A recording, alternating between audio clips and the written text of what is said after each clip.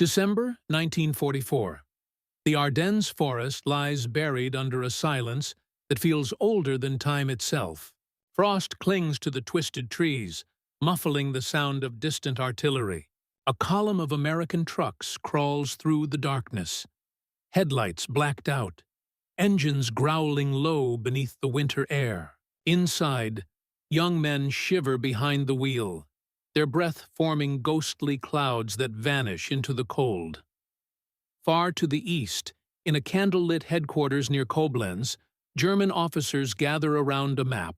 They laugh softly, the kind of laughter that masks exhaustion.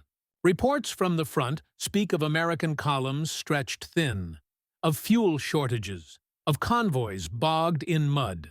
One general smirks and mutters that the U.S. Army moves only as far as its gasoline allows. They do not know that. Even now, a river of trucks is pushing relentlessly westward, engines humming like an iron heartbeat, carrying food, fuel, and ammunition through snow and ruin. The laughter will fade, because soon the panzers will stop moving altogether. The question is, how did the world's most feared army lose its power, not to the enemy's guns, but to empty fuel tanks? For much of the early war, the Wehrmacht appeared unstoppable. Europe had watched in stunned disbelief as German panzers tore through Poland, Belgium, and France in a matter of weeks. In 1940, the term Blitzkrieg, lightning war, became legend. The image of sleek armored columns cutting across the continent cemented the myth of German mechanical genius.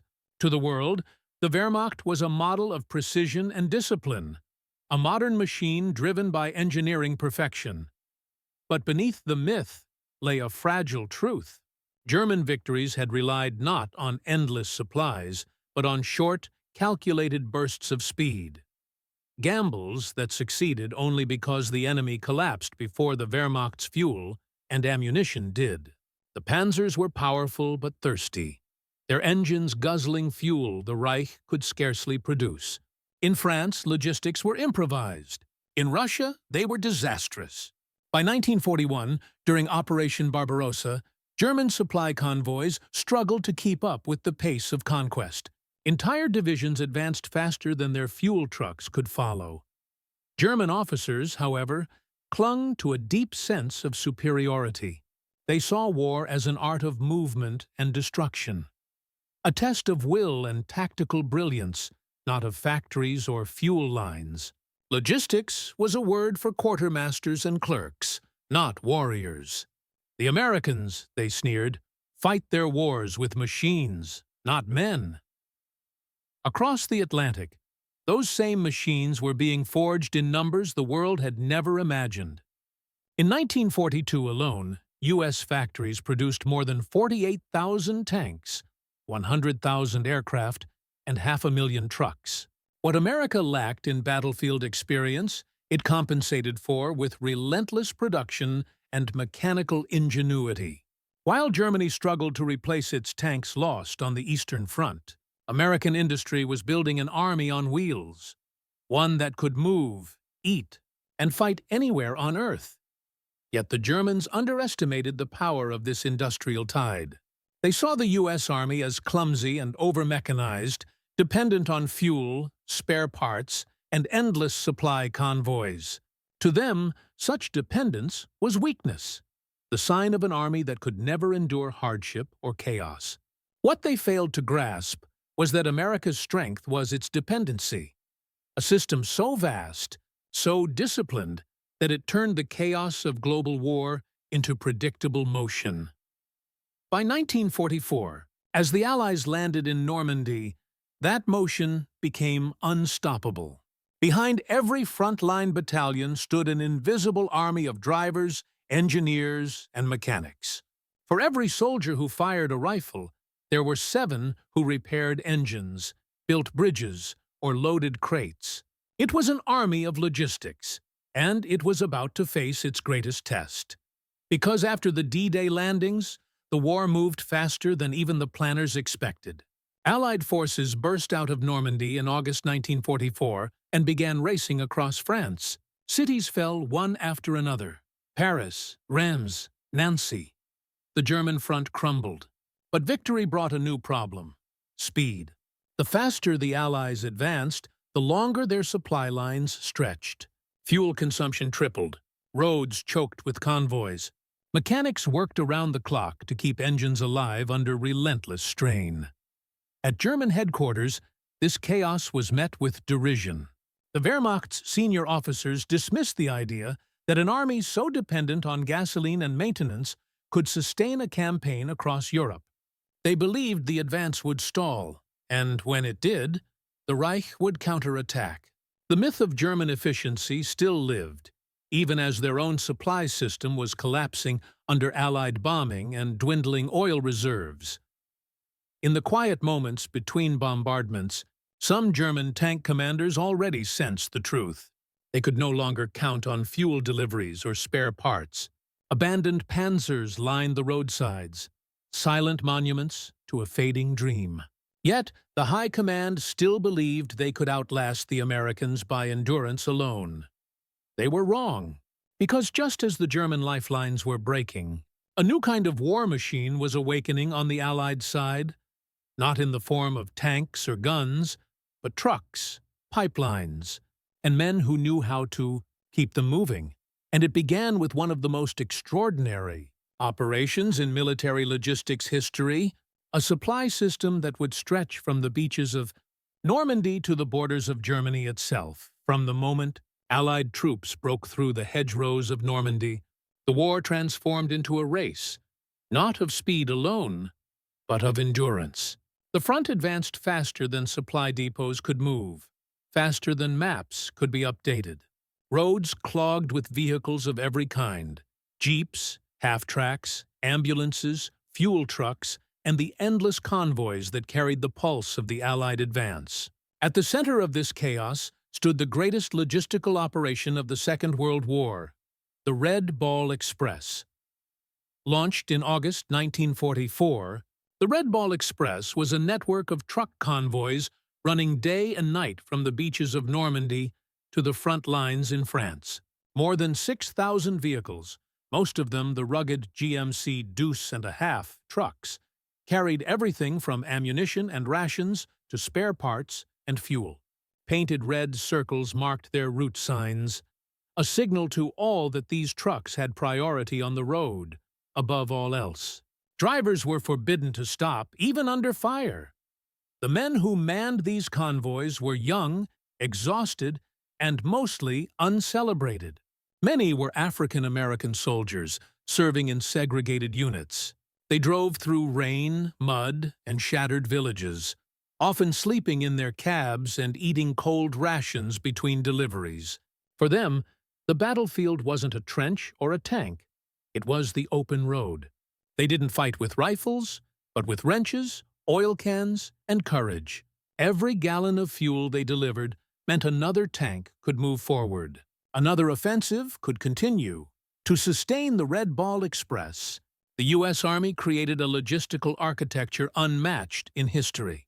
Field maintenance units repaired broken trucks on the roadside. Engineers built makeshift bridges overnight to replace those destroyed by retreating Germans. Fuel was stored in flexible rubber bladders, massive gasoline lakes, and pumped through temporary pipelines known as Pluto, pipeline under the ocean, which carried fuel from England directly into France. Behind this system lay a doctrine, one the Germans never fully embraced: logistics as strategy. American commanders like General Dwight D. Eisenhower and General George C. Marshall believed that wars were not won by heroism or brilliance alone, but by organization. As Eisenhower later wrote, "Victory will go to the side that best organizes its supply and maintenance." To him, logistics wasn't an afterthought. It was the foundation of combat. Meanwhile, German armies were unraveling. Their once vaunted efficiency was crippled by the collapse of the Reich's oil network. Synthetic fuel plants were bombed relentlessly. Rail lines lay shattered. Trucks ran on captured gasoline or makeshift coal gas converters. Tank crews were ordered to abandon vehicles rather than fight to the last shell. Even when the Wehrmacht still had superior tanks, the Panther, the Tiger, they often sat idle, empty of fuel, while American Shermans rolled ceaselessly across France. The contrast was stark. German industry, centralized and strained, couldn't keep pace with attrition. American logistics, decentralized and flexible, adapted on the move. Every division had mechanics, welders, electricians, and mobile workshops capable of rebuilding engines in the field. Even when bridges collapsed or roads disappeared into mud, convoys found alternate routes. The system was imperfect, messy, but it never stopped moving. By autumn 1944, that mobility had become the Allied Army's lifeblood. Soldiers in the field came to revere the sight of those rumbling convoys. A single truck carried 250 gallons of fuel, enough to keep a tank platoon alive for another engagement. Each day, the Red Ball Express moved over 12,000 tons of supplies. It was the logistical equivalent of an armored division, invisible but essential. And yet, even with this vast machinery, the strain was immense. The pace of the advance had outrun the ports, the railways, and even the planners' imagination. Fuel stocks ran dangerously low by September. The German High Command saw it as a sign. The moment when American mechanical warfare would collapse under its own weight. But what they couldn't see was how this very challenge would push the Allies to innovate even further, to reorganize the impossible. Because when the convoys began to falter, when the fuel trucks came up dry, it wasn't strategy or weapons that saved the Allies. It was men, grease-stained, sleepless, determined, who kept the engines turning through the mud. They were the unsung mechanics of modern war, and their story sets the stage for the many angles, human, tactical, and moral, that reveal how logistics truly won the Second World War. The human angle, the convoy soldiers. War often remembers the men who charge, not the ones who carry. Yet, behind every Allied victory in 1944 stood an invisible brotherhood. The truck drivers, mechanics, and engineers of the Red Ball Express. They called themselves the Lifeline. They were boys from Chicago, New Orleans, Detroit, many barely out of high school. They drove through the night with blackout headlights, through rain that turned the French roads into rivers of mud. More than 75% of these drivers were African American. Segregated by policy, they were united by necessity. The front depended on them. They were given little glory, few medals, and impossible orders. Deliver or die trying. Fuel convoys were prime targets for Luftwaffe's strafing runs and artillery. Yet the men drove on, guided by instinct and a map of urgency burned into memory. There were no parades, no film reels, no marching bands, just the rattle of the deuce-and-a-half engines and the hum of tires on broken asphalt.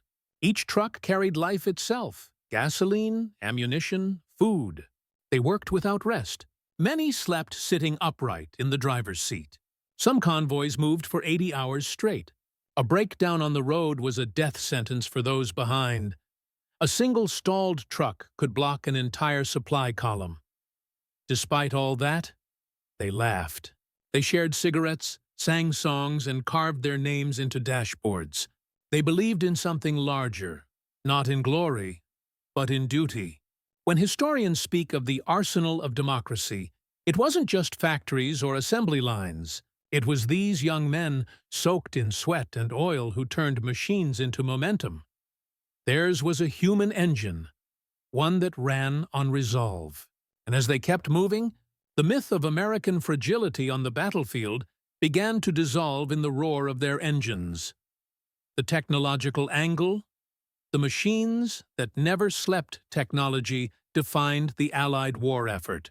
But it wasn't the glamorous tanks or bombers that won the logistics war.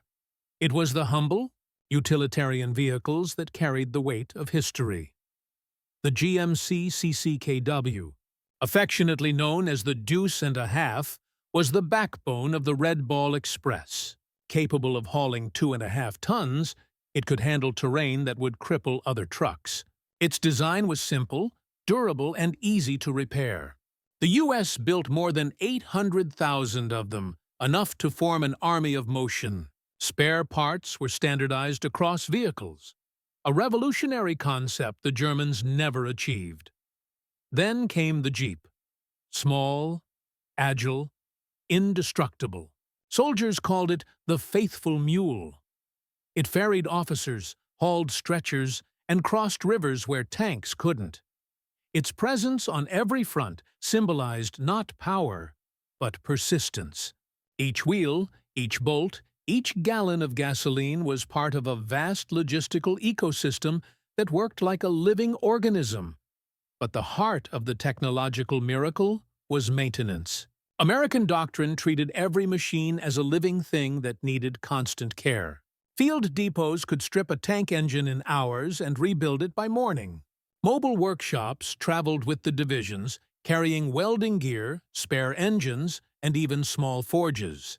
Engineers built portable bridges, pontoon ferries, and floating docks to keep supplies flowing where terrain refused to cooperate. By contrast, German units relied heavily on railroads, vulnerable to Allied bombers, and lacked enough trucks to keep divisions mobile. When roads vanished or fuel ran short, entire corps were stranded. The panzers were machines of brilliance, but brilliance without endurance. A Tiger tank could outgun anything the Allies had, but it guzzled 700 liters of fuel in a single day. When supply lines broke, these monsters became immobile fortresses. Impressive, but useless. The Americans, by contrast, built weapons meant to last, not to impress. The M4 Sherman may not have been the best tank, but it was the most reliable. Its parts were interchangeable, its engines easy to replace, its tracks easy to repair. It could run on low-octane fuel, unlike the high-demand German panzers. And when it bogged down in the mud, a dozen GIs and a tow truck could haul it out and keep rolling.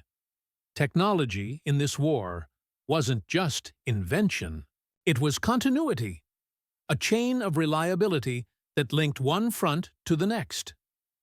The leadership angle, Eisenhower's war of movement. If the convoys were the arteries of war, leadership was its heartbeat. And no one understood logistics better than Dwight D. Eisenhower. Eisenhower was not a battlefield general. He wasn't the kind to lead charges or carry pistols into combat. His weapon was organization. His battlefield, the map room. From North Africa to Normandy, he had learned one unshakable lesson. Strategy dies when supply ends. When the Allied armies broke out of Normandy, Eisenhower faced a dilemma. Patton wanted fuel to push toward Germany. Montgomery demanded priority to seize Antwerp. Both were brilliant, both impatient. Eisenhower, calm and deliberate, made his choice. Divide the fuel, sustain both. Critics accused him of being too cautious, too administrative, but he knew what they didn't.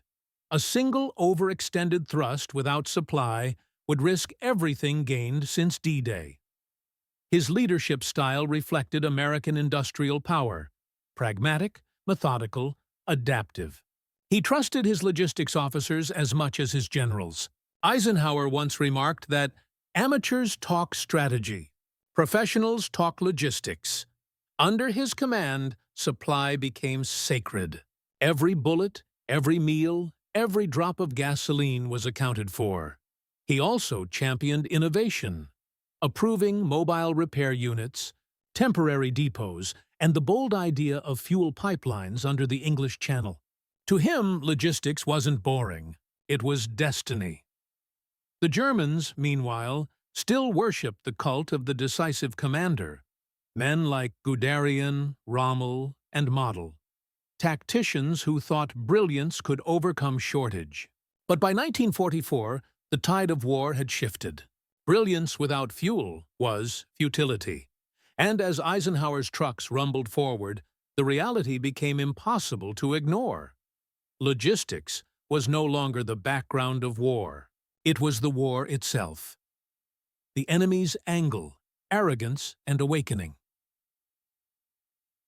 For years, German officers had mocked the American way of war.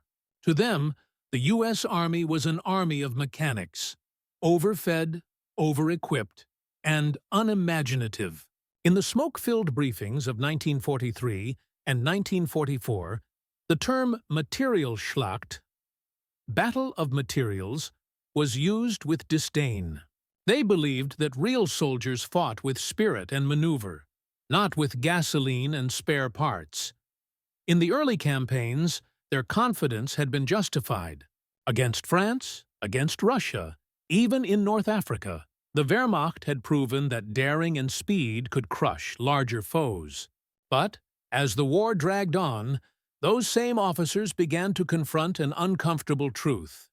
Willpower cannot power an engine.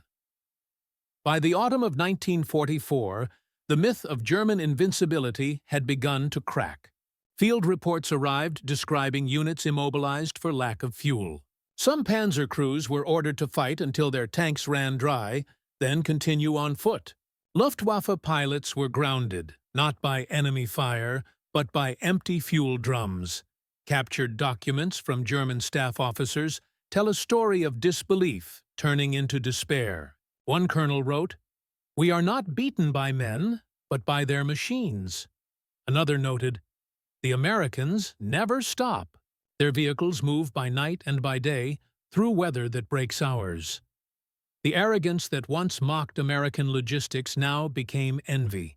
When U.S. repair battalions fixed destroyed bridges overnight, or resurrected tanks from the mud within hours, the Germans could only watch in disbelief.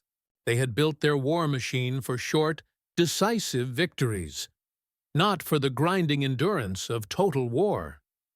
It was an awakening too late to matter. The fuel tanks of the Reich were empty, and so too was its illusion of mastery. The moral angle, the machine, and the man beneath the mechanics of war lay a moral frontier. The Allies and Axis approached it from opposite directions. The Nazi war machine was built on ideology, a belief in racial hierarchy and ruthless conquest. German soldiers were taught that victory came from strength and purity, not cooperation. Logistics, to them, was a support act, a background chorus to the glory of battle. The Americans saw war differently. For them, it was a collective enterprise, not the triumph of one race or leader, but the coordination of millions. It was fought not only by generals but by welders, clerks, machinists, and drivers. In the U.S. system, the man who tightened a bolt was as vital as the one who pulled a trigger. Nowhere was this moral difference clearer than in the Red Ball Express. Thousands of African-American drivers risked their lives to deliver supplies to the front, even while facing discrimination in their own ranks. They fought two wars at once, one against the Axis abroad, another against prejudice at home. Yet they delivered, tirelessly, proudly. Their work was proof that democracy could organize chaos, that diversity could function under pressure. The American supply system, imperfect, human, and noisy, was a mirror of the society that built it. And it triumphed not because it was flawless, but because it was flexible. For the Germans, whose ideology demanded perfection and purity, this was incomprehensible. They could not understand how a nation of immigrants, mechanics, and volunteers could outperform an empire built on discipline. But war revealed a truth that ideology could not. Strength lies not in uniformity, but in unity. In the end, the machines were extensions of the people who made them. Democratic, adaptable, flawed, and unstoppable. The tactical angle. Fuel as the true weapon by 1944, generals on both sides had begun to realize an uncomfortable truth. The most important weapon in Europe was not the tank, not the gun, not even the soldier. It was the gallon of fuel. Every offensive, every maneuver, every plan began with the same question. Do we have enough fuel to reach the next town? Logistics had become strategy. Eisenhower's map room was not filled with arrows and divisions, but with numbers, tons of supplies, barrels of gasoline, miles of pipeline. For the Germans, this truth was a nightmare. Their tanks were superior, but each Tiger consumed 5 times the fuel of a Sherman. Their supply system depended on railroads that Allied bombers were systematically destroying. The Americans, by contrast, had turned the roads of France into rivers of steel, convoys that carried the war forward mile by mile. Patton's Third Army was the ultimate symbol of this new warfare.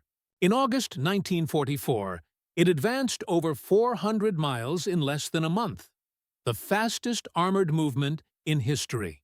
But as his tanks neared the German border, they began to run dry. For several agonizing days, Patton's divisions were immobilized, their engines silent, their crews stranded.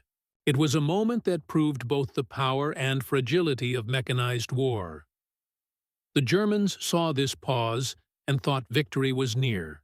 They laughed again, thinking the gasoline army had finally met its limit. But they underestimated the American response. Within days, new supply routes were established, pipelines rerouted, and the convoys surged forward again. What the Germans took for weakness was adaptation. The tactical lesson was eternal. Mobility wins wars, but logistics sustains mobility. The nation that can move can fight. The one that cannot dies standing still. By late September 1944, the Allies stood on the threshold of Germany. Paris had been liberated.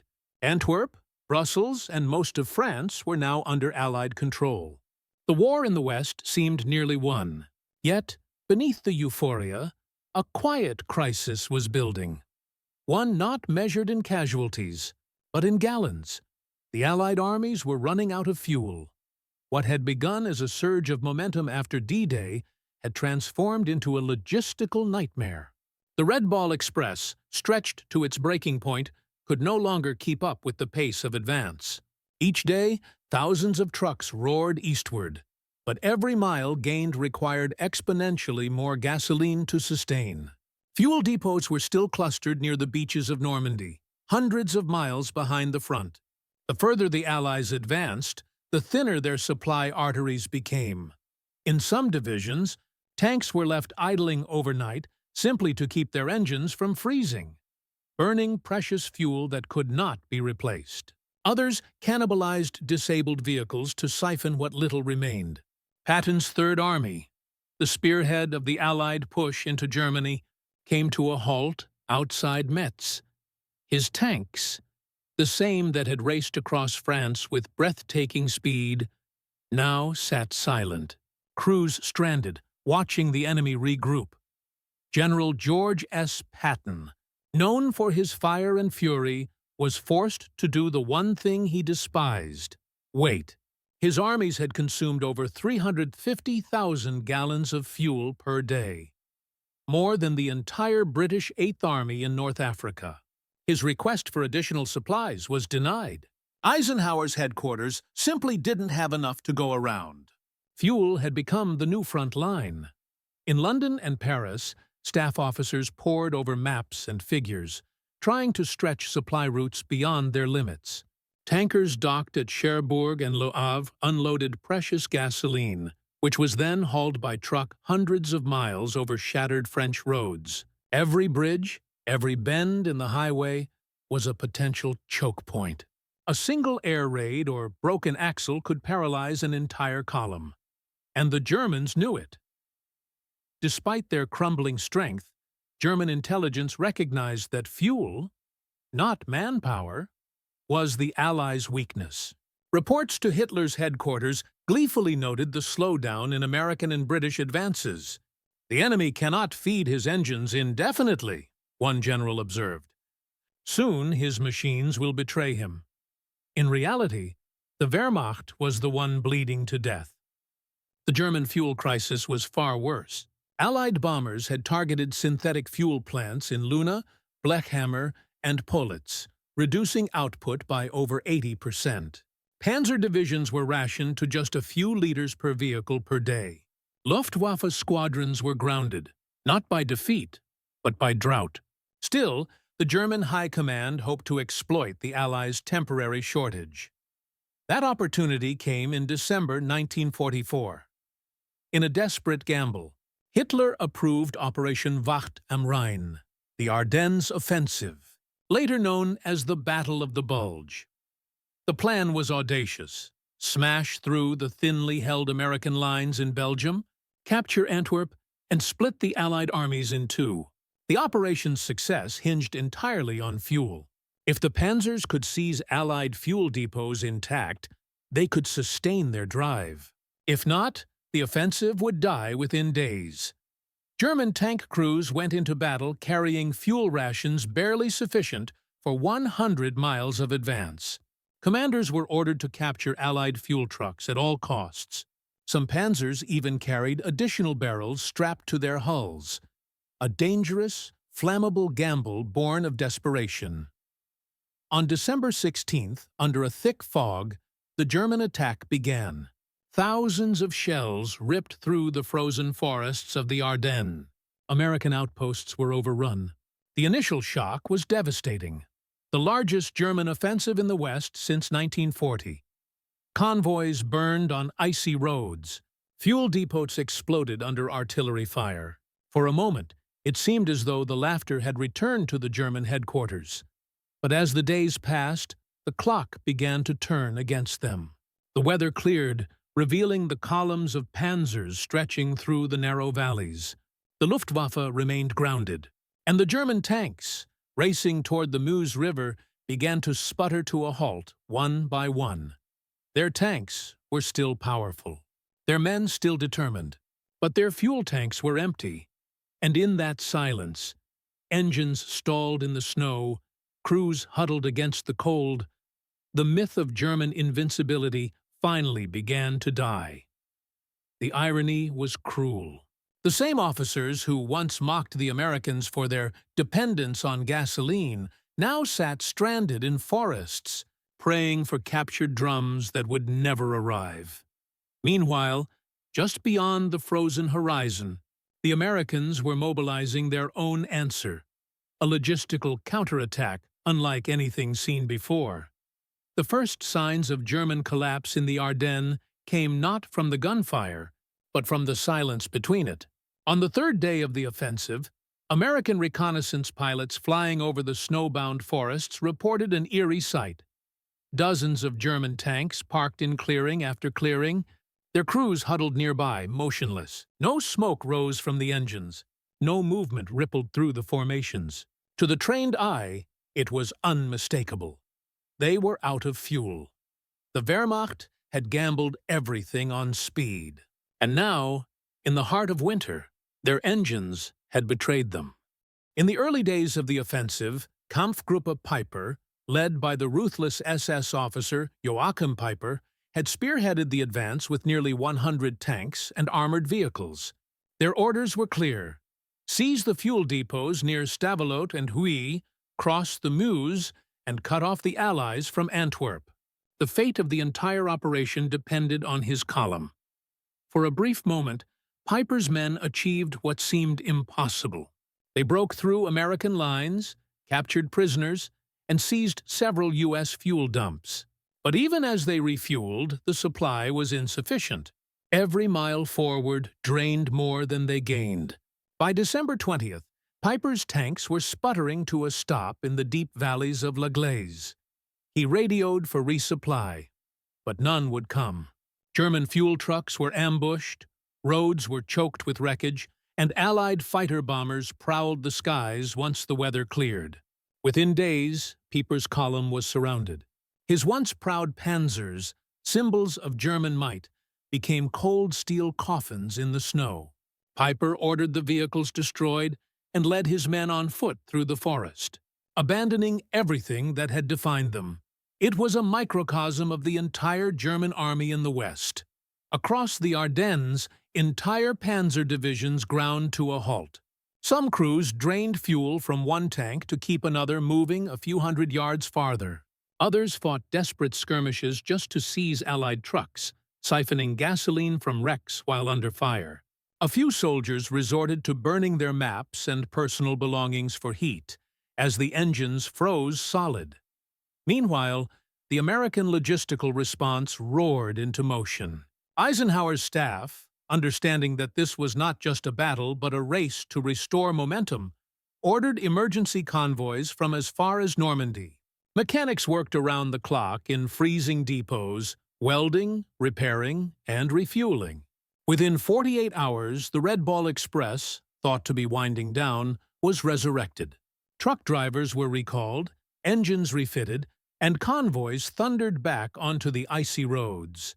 It was a feat of coordination unmatched in the war. Tens of thousands of trucks poured fuel and ammunition toward the front. Air transport units dropped supplies directly into besieged areas. Mobile repair teams moved behind the armored divisions, turning broken machines into moving firepower again. General Patton, ever the opportunist, seized the moment. His Third Army pivoted north in a maneuver that defied every logistical forecast, a 90-degree turn through snow and chaos to relieve the besieged town of Bastogne. His tanks and trucks plowed through the blizzard, guided by little more than compasses and grit. Behind them, the supply lines bent but did not break. The Germans could scarcely believe what they saw. An army that should have been paralyzed by winter was moving faster than ever. One captured German officer later admitted, "We thought the Americans could not fight without sunshine, but they moved like machines, even through snow." By late December, the tide had turned. The German spearhead had burned through nearly all its reserves. The offensive was collapsing under its own weight. Hitler's dream of splitting the Allies had become a logistical tragedy. A campaign defeated not by firepower, but by arithmetic. When the snow finally stopped falling in January 1945, the forests of the Ardennes were littered with the carcasses of tanks, German and American alike. But most of the German panzers sat where they had died, untouched since their fuel ran out. American recovery crews photographed rows of abandoned Tigers and Panthers, engines intact, guns still gleaming, but utterly useless. The images became symbols of the futility of Nazi hubris, monuments to a belief that courage alone could overcome supply. In contrast, American mechanics crawled through the mud to salvage and repair their own vehicles. Some Shermans were fixed within hours and returned to the line the same day. It was a contrast as stark as night and day. Where the Germans froze, the Americans adapted. By the end of the Battle of the Bulge, the Wehrmacht had lost more than 700 tanks and armored vehicles. But their true defeat was invisible. The utter exhaustion of their logistical heart. Oil fields were gone, refineries destroyed, and railways shattered. From that winter onward, Germany would never again mount an offensive of such scale. The laughter of the German generals, once so confident, had faded into disbelief. They had mocked the Americans for their mechanical warfare, and now they stood surrounded by silent machines, listening to the distant thunder of engines that never stopped. When the Battle of the Bulge ended in January 1945, the snow began to melt over a graveyard of steel. The Ardennes, once a silent forest, was now a landscape of wreckage and ruin. Burned-out tanks, overturned trucks, and shattered convoys littered the valleys like rusted skeletons. Thousands of vehicles lay motionless, frozen in the positions where they had died. For Germany, the failure of the offensive marked the death of its war machine. The Wehrmacht's last reserves of fuel had been poured into the Ardennes in one desperate push, and they were gone. Hitler's armies had advanced barely 60 miles before collapsing. The operation consumed almost all remaining oil reserves in the Reich. After January, there would be no more armored offensives. The panzers that had once symbolized German might now stood as monuments to logistical death. Reports from German staff officers told the story in clinical, tragic terms. The 6th Panzer Army recorded fuel stocks at 0 operational reserve. The 2nd SS Panzer Corps noted all vehicles immobilized due to lack of gasoline. Some divisions reported burning their own supply trucks simply to deny them to the Allies. Commanders begged for shipments that would never arrive. The refineries of Leuna and Blechhammer had been reduced to smoldering rubble by Allied bombers. The Allied armies, in contrast, emerged from the ordeal bloodied but operational. The U.S. lost thousands of men and vehicles, but their logistical backbone held. The Red Ball Express continued to operate even through the worst of the storm. When German forces struck, American supply officers rerouted convoys, rebuilt bridges, and opened alternate paths within hours. Flexibility had defeated precision. Improvisation had triumphed over doctrine. By February 1945, the balance of motion was absolute. German divisions could no longer redeploy with any speed. Their trains sat idle on bombed tracks. Their trucks ran dry by the roadside. The Allies, on the other hand, had built a new system, pipelines and depots that reached deep into Belgium and Luxembourg. The Red Ball had evolved into a network of steel and fuel, stretching all the way to the Rhine. In captured diaries, some German officers admitted their bitter admiration. One wrote, "Their trucks come as endless rivers, their roads never empty. Even when we destroy a bridge, they rebuild it the next day. This is not luck. It is their true weapon." The post-battle analysis conducted by the Allied Supreme Headquarters echoed the same conclusion. Intelligence reports estimated that fuel shortages, not enemy fire, had immobilized over half of the German armored vehicles lost in the Ardennes. The war's decisive blow had not come from bullets, but from barrels, the silent arithmetic of logistics. And beyond the battlefield, the consequences rippled across the entire Reich. Without oil, Germany's air force was grounded. Without fuel, its factories slowed to a crawl. Trains carrying food and ammunition stood motionless in rail yards. Cities starved. The collapse of the supply system was not simply military, it was societal. The arteries that fed the German war machine had burst, and nothing could restore their flow. Meanwhile, American forces were preparing for the final crossing into Germany. Their tanks were fueled, their trucks loaded, their engines ready. The sound that filled the European winter was no longer artillery, but the constant low thunder of engines, an industrial rhythm rolling east. In every sense, the war had changed its nature. No longer a contest of generals, it had become a contest of endurance, of who could move, repair, and refuel the longest. Germany's might had been mechanical, but its failure was human. The refusal to understand that war is not just fought with courage, but sustained by supply. The roads through the Ardennes would soon clear, and those same highways that once carried war would carry victory instead. When the spring of 1945 arrived, the Allied war machine rolled into Germany with a precision that seemed unstoppable. Behind the columns of Shermans and half-tracks came something less glamorous, but far more decisive. Fuel convoys, mobile workshops, field depots, and engineers laying temporary bridges across shattered rivers. The war that had begun with tanks and ideology was ending with trucks and arithmetic. Every division that entered Germany carried the lessons of the Ardennes burned into its memory. Mobility without supply is illusion. The Americans had learned it through exhaustion, the Germans through collapse. And that lesson would shape not just the end of World War II, but the nature of every conflict that followed. Military historians later called it the logistical revolution. For the first time in history, a nation had fought a global war powered by a fully mechanized, continuously supplied army. The U.S. Quartermaster Corps, often overlooked by history, had managed to move nearly 3 million tons of supplies per month by the war's end. That meant every tank, every aircraft, every meal was delivered through a network that spanned oceans and continents. Germany, once the model of military efficiency, became the tragic counterexample.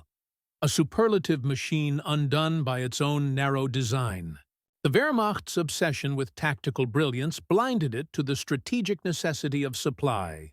When its oil fields in Romania and synthetic plants in Silesia fell, its armies became statues of steel. The myth of invincible German engineering had been broken not by superior weapons, but by superior organization. The Red Ball Express, which many officers had once dismissed as chaotic and makeshift, became a legend. In only 3 months of operation, it had delivered over 400,000 tons of material to the front lines. A logistical miracle carried out by young men who often had no rest and no recognition. Long after the guns fell silent, veterans would remember the rhythmic growl of those convoys, the headlights slicing through mist, the feeling of being part of something larger than themselves. Their legacy lived on. In the decades that followed, the principles forged on those frozen roads would define modern warfare.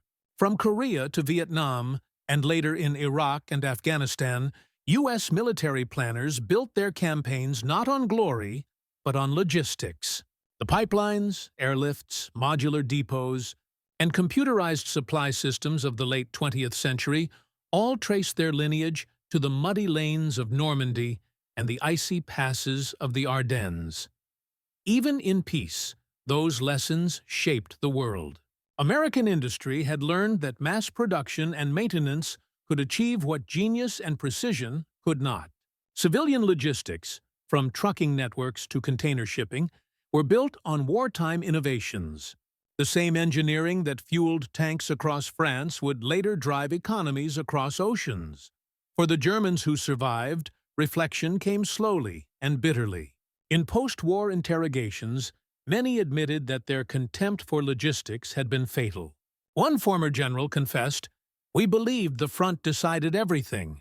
We never understood that the rear is the front's shadow. And when the shadow breaks, the front dies with it." By the time Berlin fell in May 1945, the Reich was not merely defeated. It was exhausted. Its armies could not move, its factories could not produce, its citizens could not eat. The roads were filled with horse carts, not tanks. The empire that had laughed at the idea of fighting a mechanical war ended its life in a world it no longer understood. A world of machines that never slept, of supply lines that never stopped. In the end, the laughter of the Nazi generals had been drowned out by the hum of engines, the quiet, relentless song of American logistics rolling toward victory. And from those miles of mud, fuel and steel rose a new truth, that in modern war, the real battlefield is not the front line, but the supply line. The war ended not with a roar, but with a hum. Engines, still warm from their final marches, cooled in silence across Europe. The guns were quiet, the maps folded, and the men who once raced against death now waited for ships home. But the sound that lingered, the sound that had carried the Allies from Normandy to Berlin, was not the clash of tanks or the scream of aircraft. It was the low, steady rhythm of machinery that never stopped. History often remembers wars through the glory of battles and the brilliance of generals. Yet, in the Second World War, victory belonged to the ones who built, repaired, and delivered. The driver who braved the frozen roads of the Ardennes, the mechanic who kept a Sherman alive another day, the engineer who laid a bridge before dawn so a convoy could pass. Their war was not fought in the headlines, it was fought in grease, exhaustion, and faith. In the end, the conflict that began as a contest of ideology became a contest of endurance. The Third Reich, armed with arrogance and brilliance, mistook precision for strength. The United States, armed with pragmatism and patience, discovered that strength is endurance, sustained by motion. The great irony of the war is this: Germany's downfall came not from the failure of its soldiers, but from the silence of its machines. Tanks without fuel, aircraft without gasoline, armies without supply. Symbols of power rendered powerless. For the Americans, victory was not the triumph of technology alone, but of human cooperation, millions working together in harmony across continents. It was democracy in motion, expressed through engines and sweat. The laughter of the Nazi generals, once mocking the gasoline army, had long faded into the snow. What remained was the enduring hum of the convoy, a reminder that wars are not won by those who fight the hardest, but by those who keep moving when everything else stops. And in that hum, carried on the wind through the forests of Europe, the world learned a final, simple truth. In modern war, fuel is freedom and logistics is destiny.